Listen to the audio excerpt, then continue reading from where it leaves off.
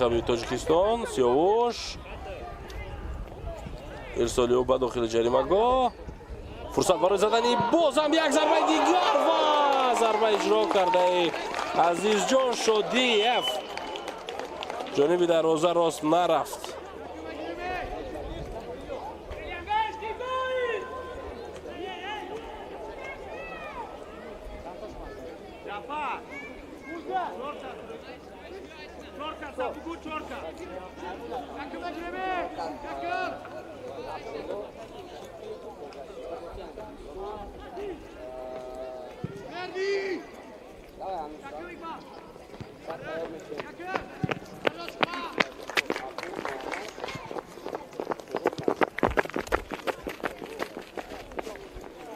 از مرکز میدان منتخب روسیه با هجوم میگذارد. تو این دم نورسونی تا 15 ساله ازبک ارخترش روسیه تو این دم یک گل حمله چندان خوبی نداشتند و اینجا بسیار خطرناک بود هجومی آنها. ایوان کوزمین تو با داخل جریمه‌گاه رفت در جایی که باید پاس میداد. این بازیگر پاس نداد و دروازه‌بانی ما البته توانست که توپ رو بگیرد. باز یک حمله دیگر حسن سلیمانов. نه از او پیشتر در این وضعیت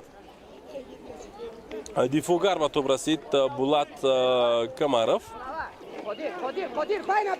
و از مرکز میدان حمله نوبتی شروع شد و اینجا خب کریل تولیوف بود در ملاحظه که نتوانست پاس خوب بدهد. حمله نوبتی منتخب تاجیکستان امکانیت برای اجرای ضربه، حرکتی بسیار زیبای بازیگری ما موقع را از دست داد و ضربه بسیار عالی از مسافه دور. سیاوش نظرов با زدن گل دست یافت و گل واقعا هم زیبای زد. البته بازی فردوسی علیموف نیز خیلی زیبا بود ولی او موقع ضربه زنی رو پیدا نکرد.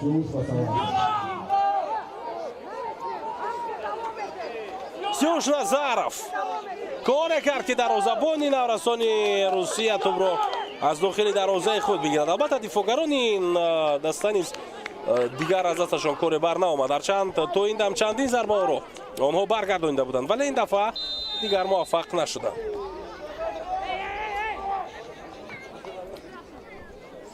همین حرکتی بازیگر ما فردوسی بسیار هم زیبا بود ولی بعدا دیفوگر پیش روی او رو گرفت و ضربه که از مسافه دور بیرون از جریمه‌گاه اجرا گردید از طرف سیاوش نظرов بسیار هم خوب بود.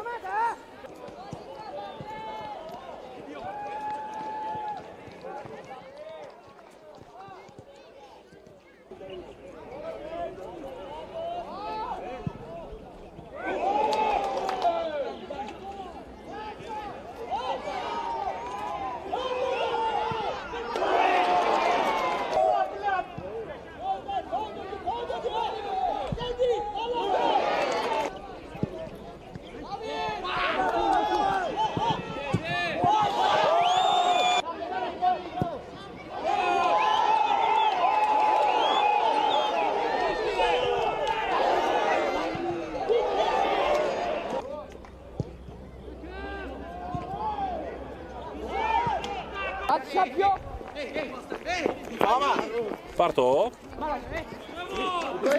و توپ از میدان بیرون میشود.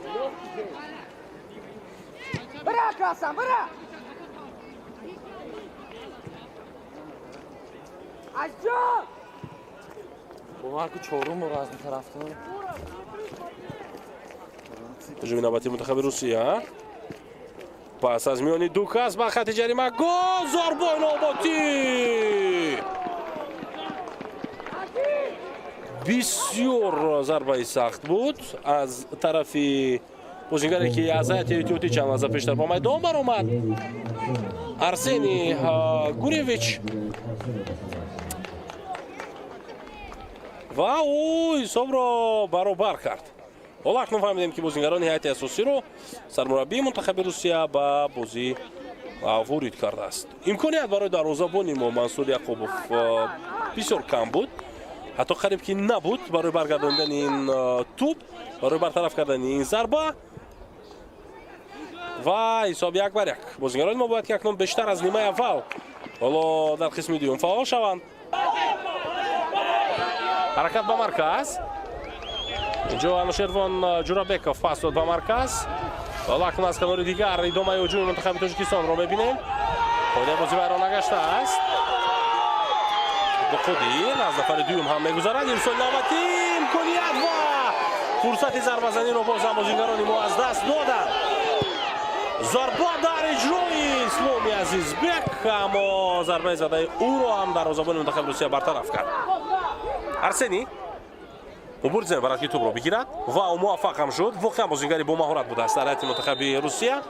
خود بازی بر مقابل و ویرانگری از جانبی شهرت نورماتوف نزدیک به جریمه‌گاه.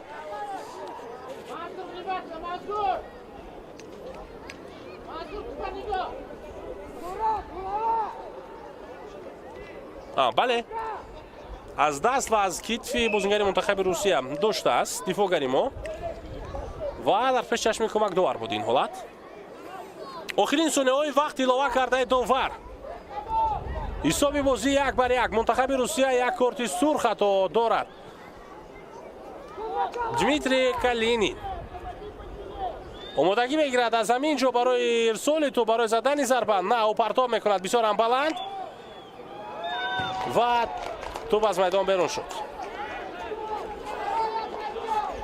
ضربه رو اجرا کردن نتوانست ایوان در همین لحظه و بازی اول بین منتخب تاجیکستان و روسیه به پایان میرسد. اینجا صدای شکی داوری مرکز بلند گردید. امیرجان خورکشف بازی رو به پایان رساند و خب حساب 1-1. خب روز ششم ما همه شما رو مخلصان عزیز در ورزشگاه مرکزی شهریار انتظاریم. یک جا با هم بازی نورسان تاجیکستان و روسیه رو تماشا میکنیم. تا دیدارهای دیگر سربلند و موفق باشید. من اینامدین احمدزاد با جمع همکاران تکنیکی هم تا این دم در خدمت شما بودیم. خیر.